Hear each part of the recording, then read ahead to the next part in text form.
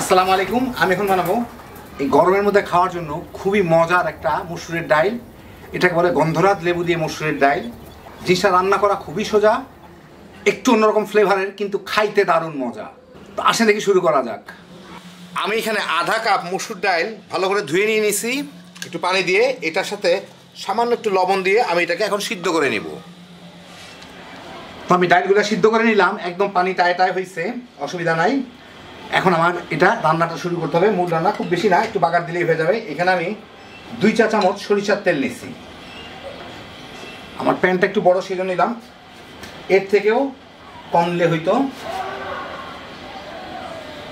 তেলটা একটু গরম করে এর মধ্যে আমি গরম হইতে হইতে আমি দিই এর মধ্যে আমি একটু রাঁধুনি, এই মশলাটার নাম হচ্ছে রাঁধুনি। ভালো মতো দেখেন যদি আমার এটা ফোকাস হয় ক্যামেরাটা, এই যে এটার নাম হচ্ছে রাঁধুনি। এটা কিন্তু কোনো ব্র্যান্ডের না, এটা খুচরা হিসেবে পাওয়া যায়। মশলাটার নামই রাঁধুনি, কোনো রাঁধুনি ব্র্যান্ডের না। যে কোনো মশলার দোকানে গিয়ে চাবেন সেখানে পাবেন। এই রাঁধুনি মশলাটা নিয়ে আমি একটু এইভাবে হাতে ভেঙে এর মধ্যে দিয়ে দিব। একই সাথে 2টা শুকনা মরিচ, 2টা কাঁচা মরিচও দিয়ে এর সাথে একটু নাড়াচাড়া করে নিব।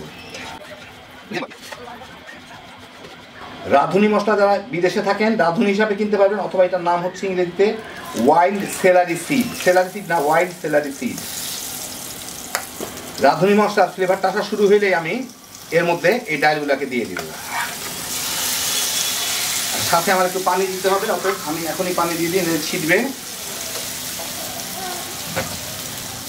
এই ডালটা ঘন হয় না, খুব একটা পাতলাও হয় না, একদম পাতলা হয় না, মাঝামাঝি হয়।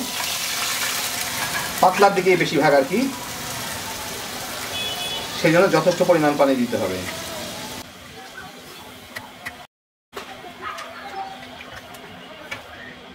চলবে। এখন এর মধ্যে একটু হলুদের গুঁড়া, আধা চা চামচের মতো, স্বাদ মতো একটু মরিচের গুঁড়া, লবণ প্রথমে দিছিলাম, তারপর তো হবে না, আরও পানি দিলাম, আর একটু লবণ দিয়ে এটাকে এখন ফুটাই নিলেই হবে জাল দিয়ে। আর ফুটে ওঠার সময় আমি এর মধ্যে দিয়ে দিচ্ছি 2টা লেবু পাতা, গন্ধরাজ লেবুর পাতা অথবা যে কোনো লেবুর পাতা দিলেই পারেন। লেবু পাতা যেটা ছিঁড়ে একটু এভাবে একটু কচলায় দিলে ভালো হয়, তাহলে ফ্লেভারটা আসে আর কি। একটু লেবুর রস, তো আমি পুরো একটা লেবুর রসই দিচ্ছি।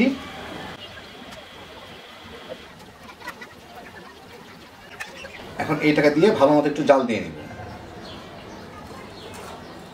মিনিট 3-4 জাল দিয়ে আমি এখন এর মধ্যে দিয়ে দিব সামান্য একটু চিনি, 1 চা চামচের মতো। যারা চিনি খান না, অল্টারনেট সুইটনারগুলো দিয়ে দিতে পারেন, সুগার ফ্রি যেগুলো সুইটনার আছে সেগুলা। আর যদি না দেন তাও কোনো কিছু হবে না, চিনি না দিলেও হবে, চিনি দিলে একটু খাইতে ভালো লাগে।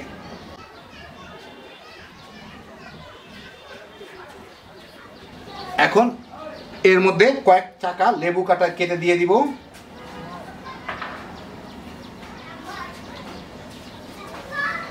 দিয়ে আমি জালটা বন্ধ করে দিই, যে গরম আছে তার মধ্যেই ওই লেবুর ফ্লেভারটুকু এর মধ্যে চলে আসবে, দেখতেও সুন্দর লাগবে।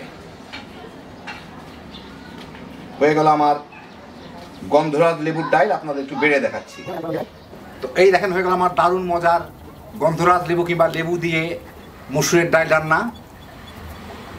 অসাধারণ একটা ফ্লেভার এটা, একবার খাইলেই বুঝবেন যে কি জিনিস। তৈরি করা দেখলেন খুবই সোজা। এই গরমের মধ্যে শরীর ঠান্ডা রাখতে হ্যাপি জোশের একটা আইটেম। বানাইবেন আর তামা করে খেয়ে ফেলাইতে পারবেন গরম ভাত দিয়া। আল্লাহ আপনাদের সবাইকে ভালো রাখুন, সুস্থ রাখুন, নিরাপদে রাখুন। ইনশাআল্লাহ বেঁচে থাকলে আবার দেখা হবে। আল্লাহ হাফেজ।